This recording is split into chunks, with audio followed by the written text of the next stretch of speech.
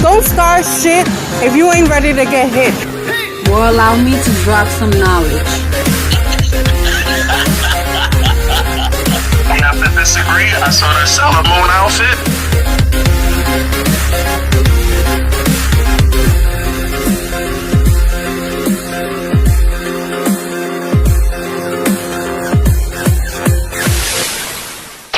What is good, my BMF army? It's your favorite Jedi, the BMF goddess. Hopefully, you all are BMFing and kicking life's ass and doing good. You already know the vibes. Tonight, I have the pleasure of introducing you to pro wrestler Jason Boyd. Thank you for being here and making time for me.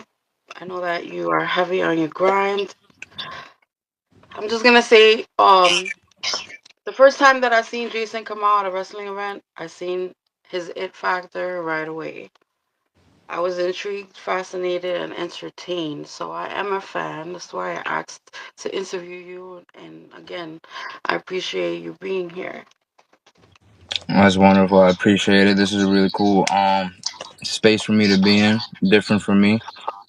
Different lens for me to present myself. Right.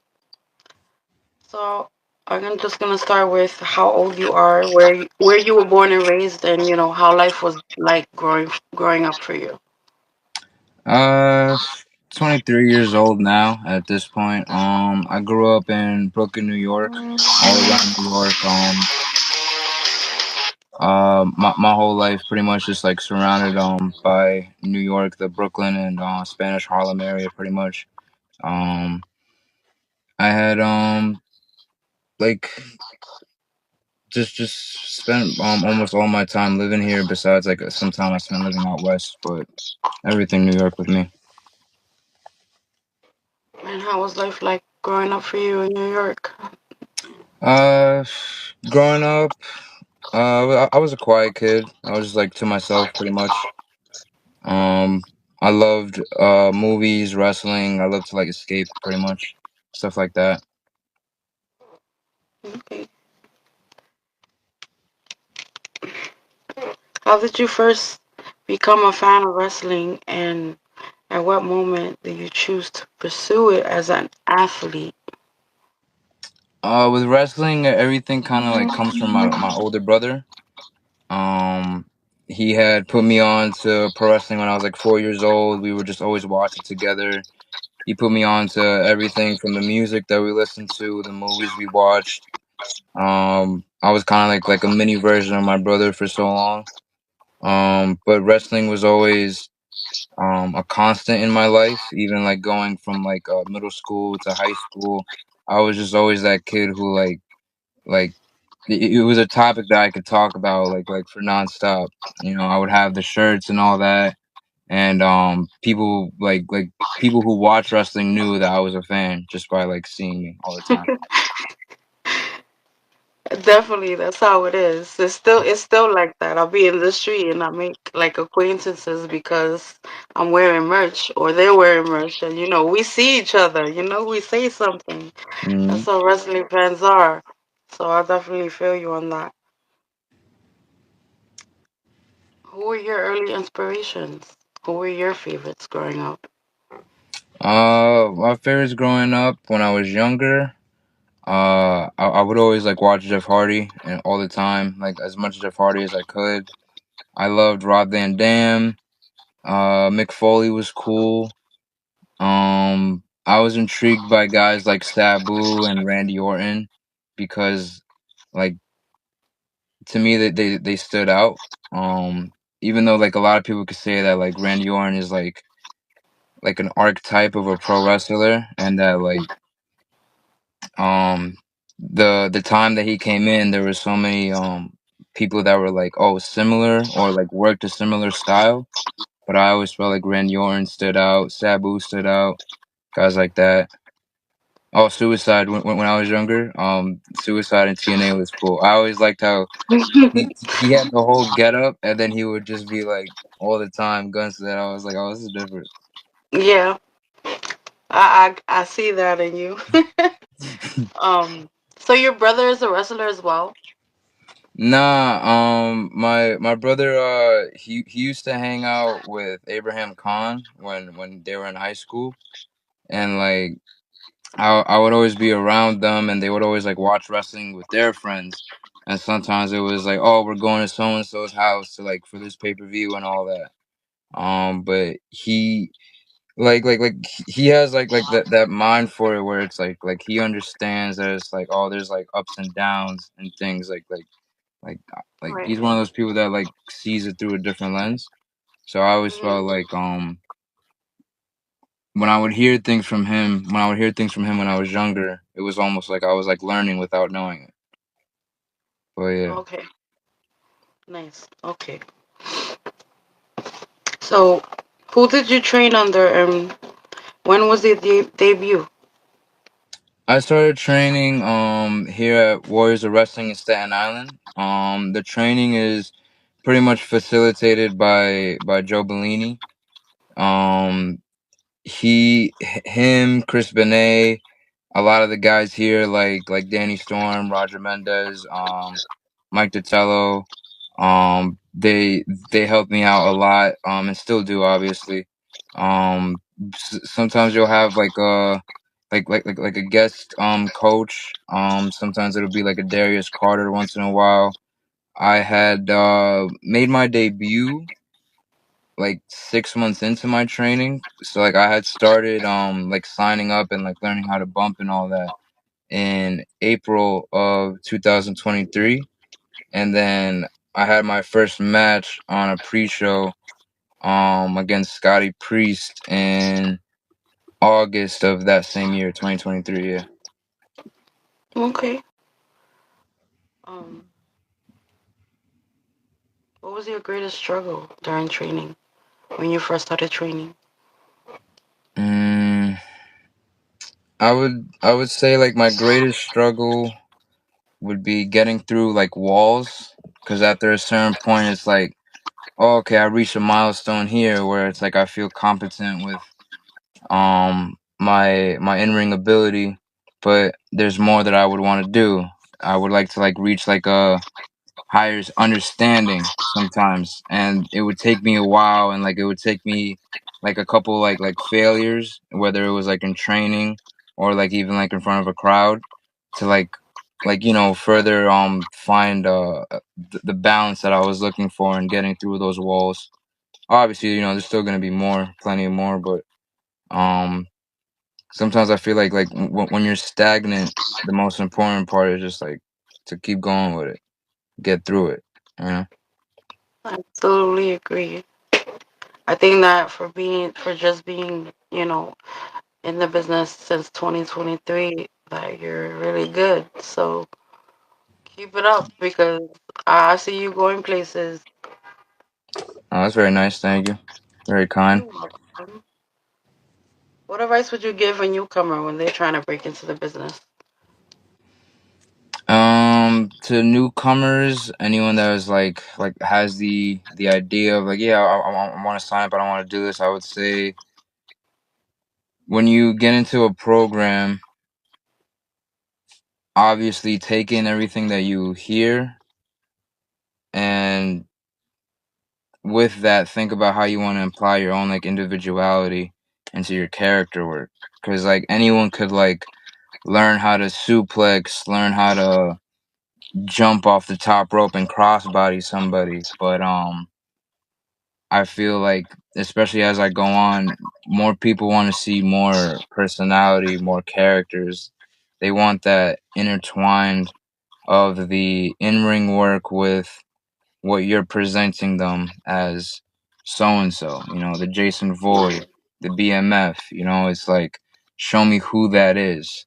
And obviously, that's not gonna come in like your first like couple weeks of training, but I would say just think about like what you would like to put in front of a crowd, not just like, oh yeah, I want to like slam somebody and I want to do a cool entrance. Like, yeah.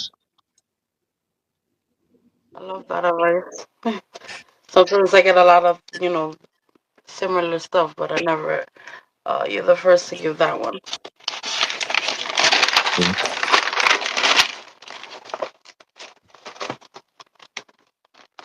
Are you still a member of the flock? Yeah, the flock is still ongoing. I was actually with Hemi Hendrix, Nikolai White, and Max Bain the other day. Um, I know that Hemi is doing like other promotions along like the Northeast right now, and they want to highlight his singles capability. Mm-hmm. So we're trying to find like a promotion where it's like we could come as a unit and like fully present each other as like the three of us. Me and Max were currently starting to like present ourselves as the flock, as the unit together, me and him as a tag team of sorts in Warriors of Wrestling. And Mm-hmm. we've also like done a couple tag matches like in other promotions along the East Coast. But it's only a matter of time before you see the three of us all united together again. Can you tell me about the flock and how you guys came together? The flock had originally come together between Max Bain and Nikolai White, Hemi Hendrix. Um, they pretty much just wanted to showcase a new a breath of fresh air alongside like factions, and we had like a couple members like come and go through the flock. Um, but I feel like the trio of like me, Max, and Himi is more so about creating moments in the ring that like last for a while. When we had worked in WWX against the Royal Family, so many people in the crowd had like come up to us afterwards and thought like, oh, we thought you were the main event. Like we didn't know there was more after that. You know, and we took that with like great pride. Like, wow, we really like gave them something to where like Mm. they thought like, oh, we can't go past this on this show. You know, um, yeah. You guys do have a great chemistry. Uh, People pay attention when you come out. I did. I was like, wait a minute, who's this? I know Hemi for a long time, and I knew Bean, but when I first saw you, I was like, yo, they mesh well together. That's How what's did you up. guys? How you guys met though? You met Hemi first. Um, I I met Himi like officially through Max when I had came on to a Project Codename show. But Okay. but like me and Nikolai had like kind of like known of each other through like Mhm, Facebook and stuff. But mhm. it's not like we were like boys like that until we like met in person. All right. What kind of attributes do you appreciate in your opponent? Mm, attributes that I appreciate when I could feel that they're like fully invested in what in what the match is for the show, whether we're opening the show, whether we're the main event, middle of the card, match two. Like I love when it's essentially a stranger that I'm meeting, and then Hmm. like after like a few minutes of us like talking about like, oh yeah, I'm from so and so and I do this and that. It's like, oh yeah, oh you do that. That'd be cool if we could like, you know, have this on display for the crowd. It's always fun when it's like off the bat, it's just like an instant like feeding each other with ideas, and we're like on the same page of like, yo, we're just gonna like, have fun and do the most that we can do within like what makes sense. And the time constraint. Yeah. Hmm. Tell me about the Poison Prince. Where did he hail from and how did he come to fruition? The Poison Prince came to fruition because Jason Void ruins everything that he touches. Everything that I come across, I always end up leaving it worse off than what it really could be. In my life, I had tried to feel good in many other ways, but nothing ever really seemed to work. And things just always in my life feel like like I'm the problem. So I decided to flip that with pro wrestling and feel like, okay, if everything I do is wrong, then I'm just going to ruin everything that I see in the person across from me. And I call myself a prince because in my spirit and in my heart, I know that I can be capable of more. And when you're a prince, essentially the next step is to become a king one day. Right. I love that. It's dope. I mean, I'm a big fan of the dark arts, so all of that I'm like marking for. It's dope. Keep that up, definitely.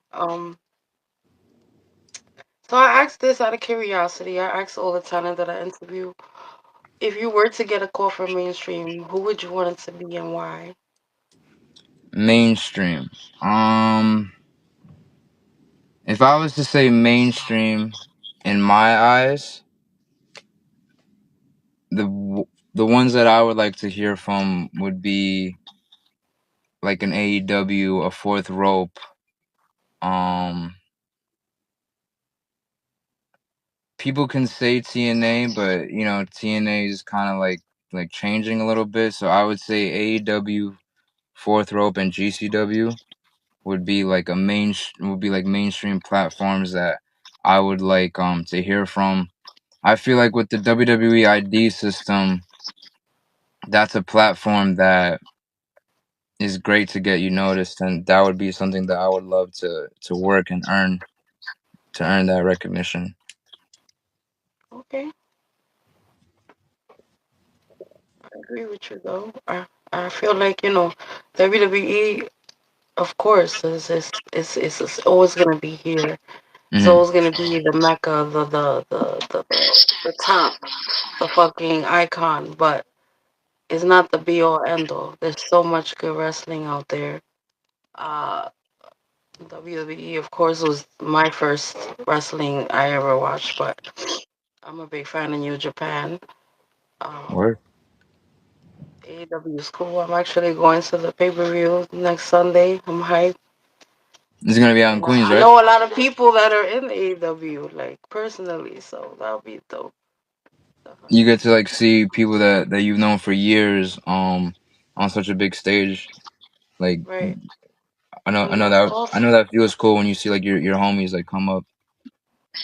So, and that's why when I believe in a talent like yourself, I want to interview you because I enjoy watching you guys evolve. Um, Thank you.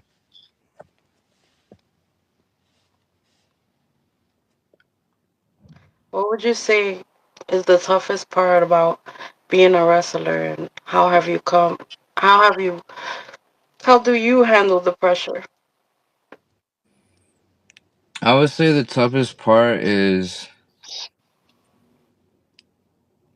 the commitment and the discipline, because the way I see it is if you really want to go far and like really achieve those goals that you set for yourself, you have to be able to at the bare minimum go in the ring.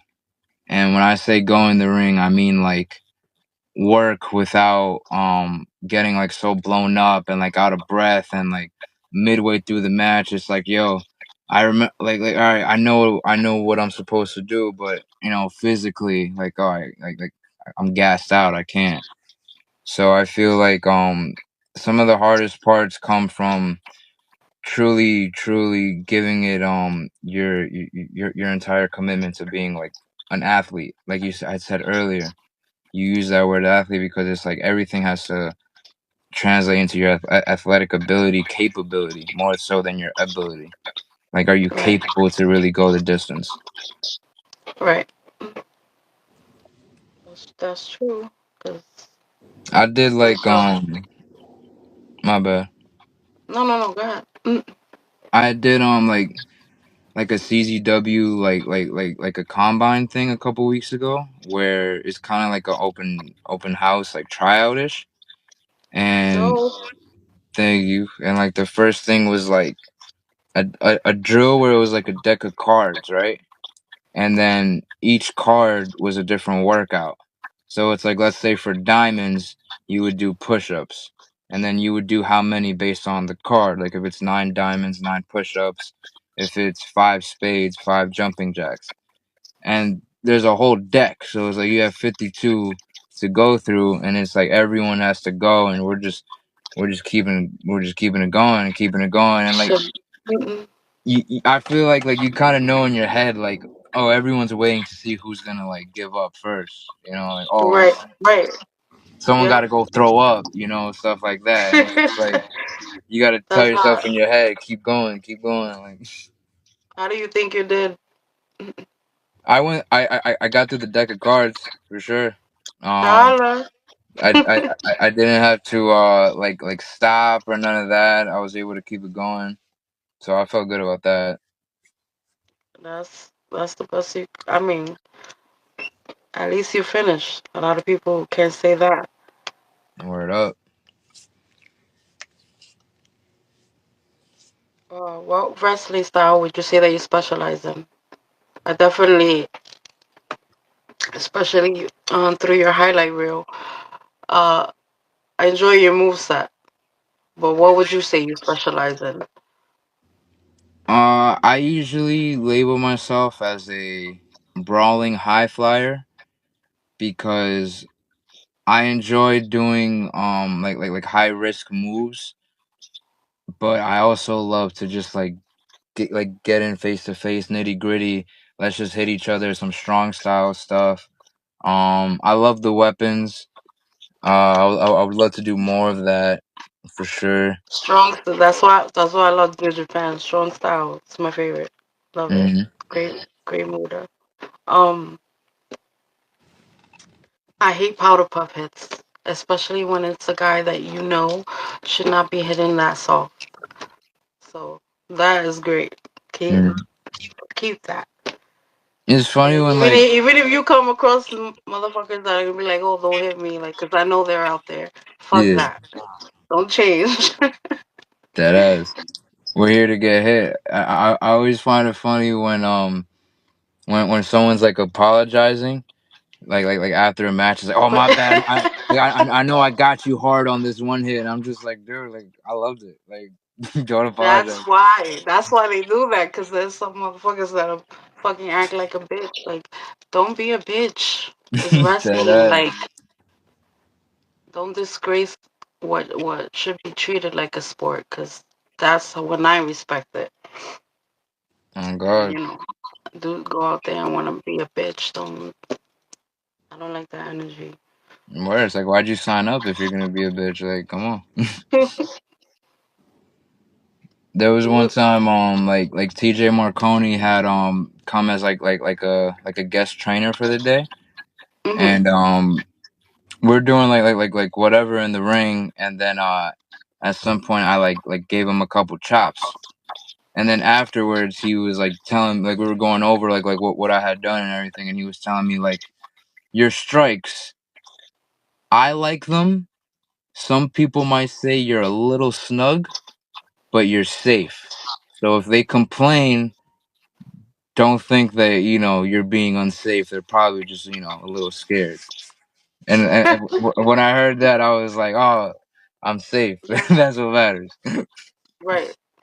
Because nobody wants to wrestle somebody that they don't feel safe with. But take your hits. Facts. What is your mainstream dream opponent? Or Wow. who, rather? Oh man, a mainstream opponent. So when you say mainstream opponent, you mean like guys are like on TV right now? Like, Already, yeah, well known. um, some people that I would like as a dream opponent, I would say would be John Moxley, Andrade, and AJ Styles. Even though obviously that's almost never, but that's how would you not want to be in the ring with AJ Styles? Like, cool. God, like, especially Ring of Honor AJ. Um, so you don't even gotta explain AJ. But why Andrade? Andrade, like ever since like Black and Gold NXT, I always just felt like, yo, this guy is right there on being like a superstar. Yeah. Like on being on the level of like Seth Rollins, like guys like that in that main event established spot. But for some reason, it's almost like no matter what he does, it's like almost not good enough in the eyes of like others. But like every time I see his work, it's just like to me, it's like, yo, how can you deny that he's like one of the best to be doing it right now? He is. I agree with you, and I feel like I was thinking the same thing watching him last night on AW, and I was like, can it be just be because he doesn't speak fluently? Like, it can't be just that because there's so On many other God. wrestlers that don't speak fluently that are pushed more. I don't know. When he was going up against MJF, like I really thought like, oh, they're gonna give them like a match, whether it's like win or lose. It's like I was like, Yeah. oh, Andrade's gonna fight for the title on a pay per view. I was like that's gonna be cool. Like I thought that was gonna happen. So John Moxley, I always been a fan. Hmm. Facts of Dean Ambrose. Um, like I like hardcore wrestling, but I feel like some of the shit he does is fucking retarded. Would you let him stick a fork? Would you let him stick a fork in you though? I would, yeah, Would you be crazy? What's the as craziest shit you've done so far? the Have you had a craziest hardcore match? the craziest shit that I've done so far is I would say like I went for a senton, like I went for a dive onto somebody on the guardrails outside, but like they moved, and so my spine like landed like right on the on the guardrail, like against it, and like I was like pretty fucked up for like a couple weeks, like a few weeks. I couldn't really like train. Um, like Oh my gosh. like that wasn't like a, oh, there's a weapon getting like hit on you. Mhm. But I It was definitely an feel like if accident. I had to say that's like my craziest thing, it would be that. I've like gotten slammed onto ladders and I've fallen like off of ladders. But like that one like guardrail bump to me, that was insane. Even the Oh, crowd reaction, it was just like they erupted for that. It was a tables match, but I feel like that spot had almost as much of a pop as the table breaking. yeah, because they were like, holy shit. I would love to do a death match, like straight With up. Moxley, Yeah, with Moxley, with anybody. Like I would. That guy that he's like on the come up. He's like rising up in the deathmatch scene. Nino Extremo.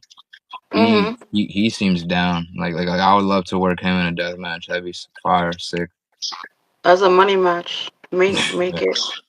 Put it into the universe so it can come true. I would love to see that. On God. What would you say separates you from the rest of the locker room? There is nobody in Warriors of Wrestling who can talk like me when it's time to go in front of a camera. I'm nobody who reminds you of anybody else in the locker room. I feel like I've separated myself from the locker room like on a persona level, and I feel like I'm at a point in my head where I try to like protect that because it's like not everyone can do that no matter where they are. Yep. Um, and I feel like that always like goes back to me as a person just like wanting to be myself instead of like other people and like following like a crowd and stuff.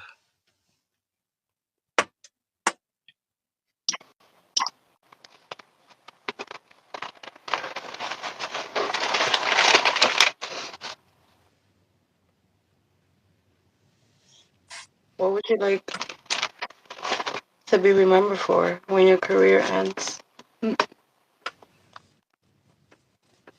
Um,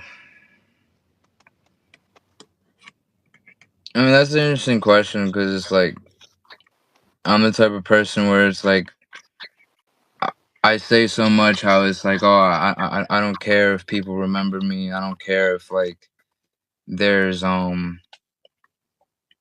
like a million people at my grave or like 10 people at my grave or even one. I try to just be real when there's fans like and when I say real I mean like genuine. When there's fans like outside of like a venue after a show, I try to like, give them my time, couple minutes, 5 minutes, whatever. I don't try to like cut them off when they're talking because it's just like you're giving me your time because what I did out there stuck with you. My videos online stick with you. So I would much rather have them remember like, yo, I was able to talk to him and like he didn't just brush me off. He didn't think he was Yeah. like this superstar, like I'm just a Right. dude from Coney Island, you know what I mean? Like not like from Coney Island growing up in there, but like I spent a lot of time hanging out there growing up and I don't think it matters how you're born or how you die. Just try to be genuine.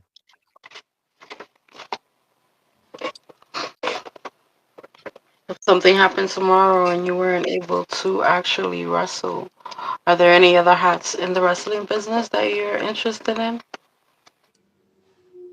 Um, I never felt like those guys who were once wrestlers and then they became commentators or they worked behind the scenes in wrestling. I never felt like that was like sad when it was like taken away. I always looked at it as like, oh, it's cool that there's other bridges and other avenues you can go to like Yeah. still like be involved with what you love. Like commentating could be fun.